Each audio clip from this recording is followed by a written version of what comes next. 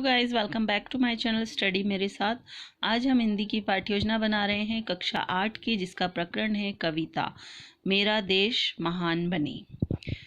ये हिंदी की पाठ्य पुस्तक सुगम भारती से ली गई है। तो चलिए हम स्टार्ट करते हैं। अगर आप हमारे चैनल पर नए हैं तो प्लीज़ मेरे चैनल को सब्सक्राइब कर लीजिए ताकि आपको और नई वीडियोस मिलती रहें। अगर आपको हिंदी की पाठ्य योजना और चाहिए तो मेरे चैनल पे जाना पड़ेगा और प्लेलिस्ट आप चेक करिए, वहाँ पे सभी क्लास की आपको हिंदी की पाठ्य योजनाएँ, मैथ्स की, विज्ञान की सभी की पाठ्य योजनाएँ मिल जाएंगी। तो चलिए स्टार्ट करते हैं। सबसे पहले आपको विद्यालय और छात्र अध्यापिका का नाम या छात्र अध्यापक का नाम यहाँ पे डालना पड़ेगा और ऊपर फिर यहाँ पे तालिका बनानी है। दिनांक, कक्षा, कालांश, विषय, समय अवधि 40 मिनट है और इसका प्रकरण कविता मेरा देश महान। सामान्य उद्देश्य में आ जाएगा काव्य, क्योंकि ये कविता है तो सामान्य उद्देश्य भी उसी तरह के आएंगे।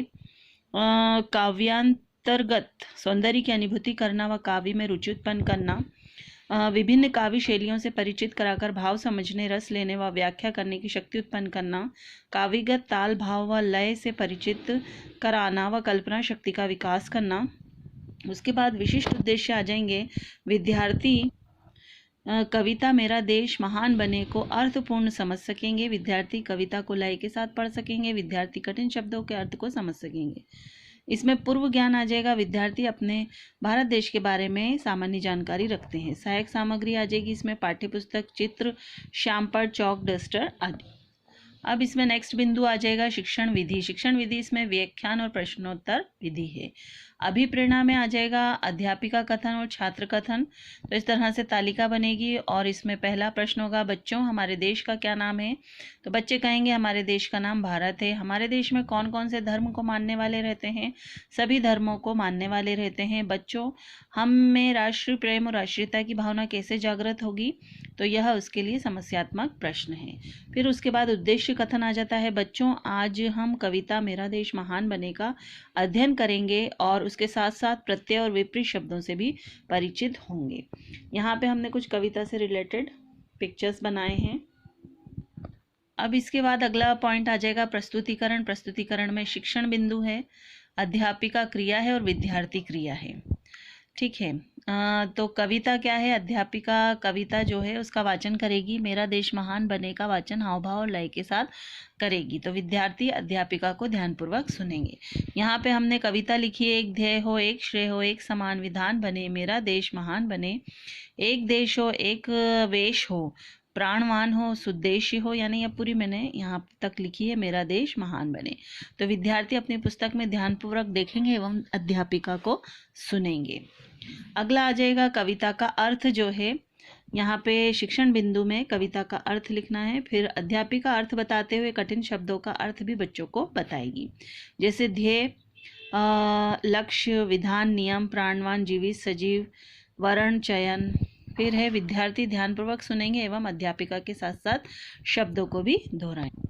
प्रस्तावना में ही आगे बढ़ते हुए शिक्षण बिंदु में आ जाएगा कवि परिचय। तो अध्यापिका का व्यवहार जो है वो रहेगा। प्रस्तुत कविता में कविकर उदय शंकर भट्ट जी हैं, जो उत्तर प्रदेश के बुलंदशहर में सन 1897 में हुए थे। विद्यार्थी क्रिया रहेगी, विद्यार्थी इसको ध्यानपूर्वक सुनेंगे। फिर पाठ का परिचय होगा। प्रस्तुत कविता में कवि ने अपने देश प्रेम को प्रकट किया है। इससे कवि ने अपने देशवासियों में सच्ची देश भावना को जगाना चाहा है। फिर पद्यांशों की व्याख्या है। प्रस्तुत कविता हमें यह बताती है कि हमारा देश महान तभी बन सकता है जब सभी देशवासियों का वही एकमात्र उद्देश्य है एवं सब मिलजुल कर देश को महान बनाने की कोशिश करें। हम जिएं तो केवल अपने देश के हित के लिए ही जिएं। हमारे तन मन में इस प्रकार का ध्यान हमेशा बना रहे कि किसी कीमत पर हमारा देश भारत महिमावान बना रहे। तो विद्यार्थी अध्यापिका को ध्यानपूर्वक समझेंगे, सुनेंगे एवं कविता के अर्थ को समझेंगे। फिर अगला आ जाएगा शिक्षण बिंदु में ही प्रत्यय। तो अध्यापिका क्रिया में आ जाएगा जो शब्द के अंत में लगकर नए नए शब्दों का निर्माण करते हैं उन्हें प्रत्यय शब्द कहते हैं। जैसे गाड़ी प्लस वान गाड़ीवान, धन प्लस वान धनवान, बल प्लस वान बलवान, कोच प्लस वान कोचवान। विद्यार्थी क्रिया आ जाएगी, इसमें विद्यार्थी अध्यापिका को सुनकर शब्दों को दोहराएंगे। इन शब्दों में वान प्रत्यय है। अध्यापिका विद्यार्थी को शब्दों को दोहराने को कहेगी। ये कॉलम पूरा कंप्लीट हो गया। उसके बाद अगला पॉइंट प्रस्तावना यहाँ पर पूरी कंप्लीट होगी। अब उसके बाद जो है पुनरावृत्ति प्रश्न आ जाएंगे। तो कविता में कवि ने किस भावना को प्रकट किया है, प्रत्यय किसे कहते हैं। फिर कक्षा कार्य में यहाँ पर सही जोड़ी बनाइए और गृह कार्य में इक प्रत्यय, यानी यहाँ पे हमने ऊपर वान लगवाया था, अब यहाँ पे होमवर्क में या गृह कार्य में एक प्रत्यय लगाकर 10 नए शब्द बनाकर लाना है। ये हम गृह कार्य में दे सकते हैं। आई होप कि आपको मेरी वीडियो अच्छी लगी हो। अच्छी लगे तो please like share and comment ज़रूर करें। Thank you for watching.